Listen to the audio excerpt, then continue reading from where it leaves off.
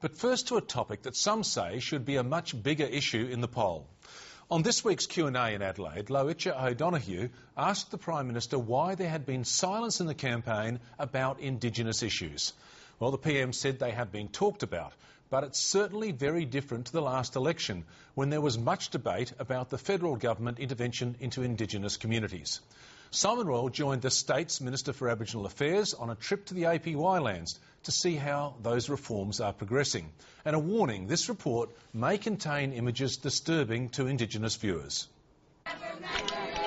This is the Jala honey ant dance. Inyuwanti Ken and Ruby Williamson are performing it to welcome South Australia's Aboriginal Affairs Minister, Grace Portolesi, to Armata on the edge of the remote APY Lands. She is not the first minister to sit in the sand with traditional owners, nor the first to say things must change. Well, I think if you look over a period of time, things have changed. There is no doubt in my mind, if you look at some very basic statistics around the number of police officers, the number of housing, all sorts of things have improved, but we need to do more. And the figures show why change is needed.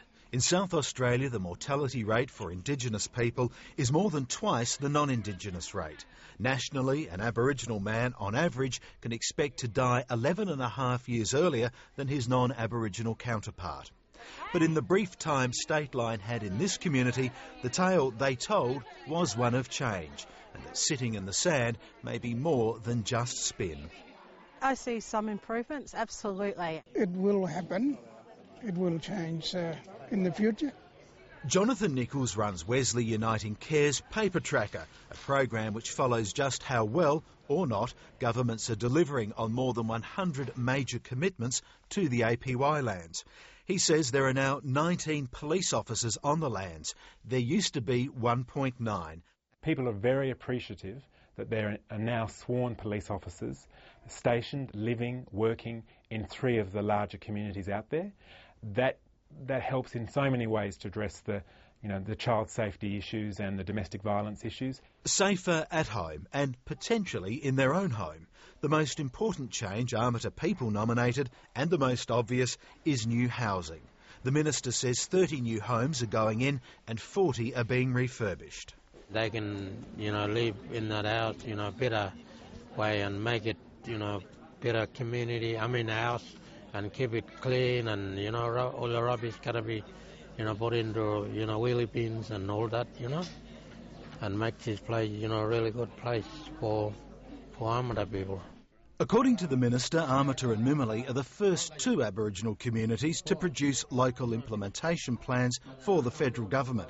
It's identified 29 communities around the country where locals help produce the plans, which will map out their needs and priorities for the next 4 years. What it represents are the hopes and the aspirations, and more importantly, a way forward for delivering those hopes and aspirations for this very, very important community. But Jonathan Nichols argues the bureaucracy still has a thing or two to learn. He says the federal government has toughened up expectations of how and when projects are delivered on Aboriginal lands in an effort to make sure change is more than lip service.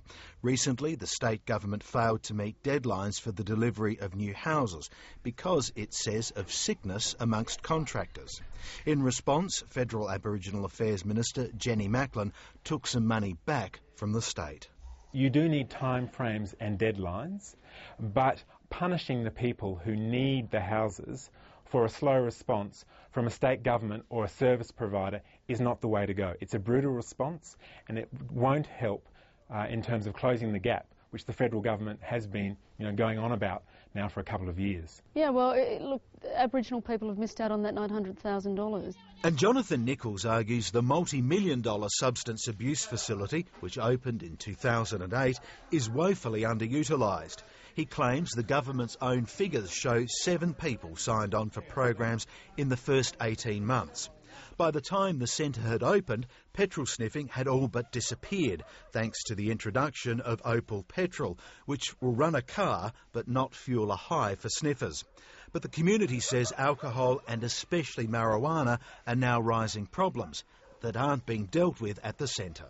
What's frustrating about that is that it's a very expensive facility that's standing there unused. that there are houses attached to it for staff. Some of those houses, I'm told, are vacant at the moment and not being used when other programs aren't able to get up and running because agencies and organisations can't work out issues like staff housing. And that's where, despite the improvement, there's still a long way to go. The South Australian government says there have been 14 people go through residential programs and the centre's seen a further 181 people. Of course, prevention is better than cure, and great hope is placed in the Jala Arts Centre as a generator of meaningful work. Frank Young wants to see that sort of opportunity spread further. Works are most important for younger generation to become doctors and engineers. All those sort of things, it's not happening in the communities. Some of them perhaps may even go on to join the ABC. Cameraman Ben Pettit found himself an apprentice, or maybe his replacement. Finding things for young people to do is why Aileen Shannon came back to the APY Lands. She worked for former Liberal MP Chris Gullis, but grew up at Mimiley. She believes Aboriginal communities can only change when that's driven from within, and that's why she's returned. There is a change that is happening, and it's not going at a pace where it would in a mainstream society, but for Aboriginal people, because we're maintaining our culture and living out here and we recognise governments, we also need to work slowly towards creating a better life and a better place for ourselves here. There is one big impediment, though, to delivering services to this community that no government, whatever its political persuasions, can change, no matter how much money it throws at it, no matter how much goodwill it brings to the issue, and that is the sheer isolation of this place. We're 1,500 kilometres from Adelaide, or 1,200 if you catch a plane. Distance makes everything expensive. When I was in the community recently, a packet of disposable nappies were $13.10 in one store and about $11 in another store. Those exact same nappies in Adelaide are $5.99. So that's more than double. Now, people need things like nappies and soap to live a healthy life. It's not, he says, the result of profiteering. Grace Portolesi says subsidies are not the way to fix it. With all this land, she believes growing more fresh food locally is the best answer. It's another thing on the list of things to fix. I was struck when I came here for the first time by the sense of optimism and hope that the community has for itself, and that's infectious. So for me, it's not a question of the future of these communities. We will make it happen. We will make these communities fulfil their aspirations.